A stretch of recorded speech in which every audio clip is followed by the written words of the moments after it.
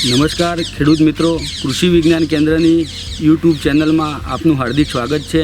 આજે આપણે અડદ પાકમાં લશ્કરી ઈયળ અને કાતરા ટાઈપની ઈયળો છે એનું કઈ રીતે નિયંત્રણ કરવું તે જોઈશું।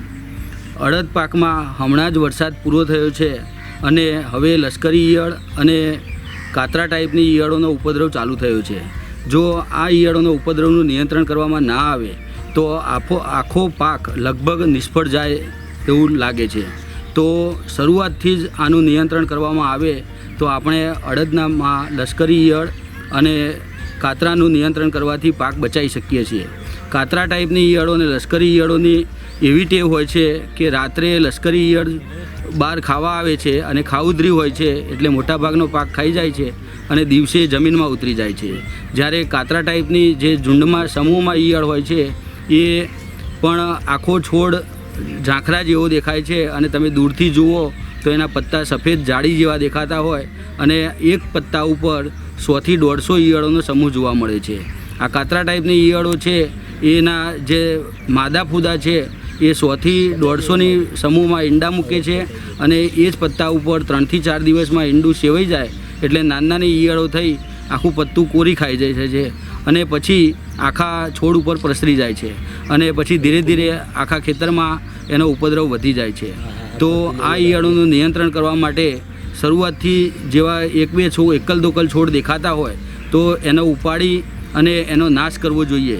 એને ગમે ત્યાં ફેંકવા નહીં પણ કાં તો બાળી નાખવા કાં તો ઉકરડામાં નાખી એના ઉપર છાણ નાખી દેવું કે જેથી ઈયળો સમૂહ સાથે વીણી અને મરી જાય છે।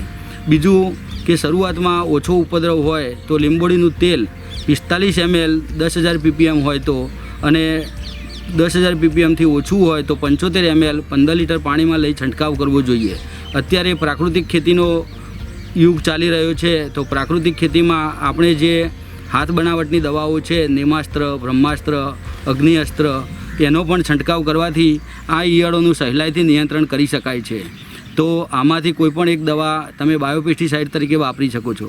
જે ખેડૂતોએ રાસાયણિક દવા વાપરવી હોય એ ખેડૂતોએ ડાયમિથોએટ અથવા પ્રોફેનોફોસ પ્લસ સાયપરમેથ્રિન અથવા ક્લોરપાયરીફોસ પ્લસ સાયપરમેથ્રિન અથવા ક્લોરપાયરીફોસ અથવા ફ્લુબેન્ડિયમાઇડ વગેરેમાંથી કોઈપણ એક દવા 30 ml 15 લીટર પાણીમાં લઈ વીઘે 8 થી 10 પંપ કરી સરખો છંટકાવ કરવામાં આવે તો એક અથવા વધુ ઉપદ્રવ હોય તો 2 છંટકાવમાં આપણે નિયંત્રણ કરી પાકને બચાવી શકીએ છીએ।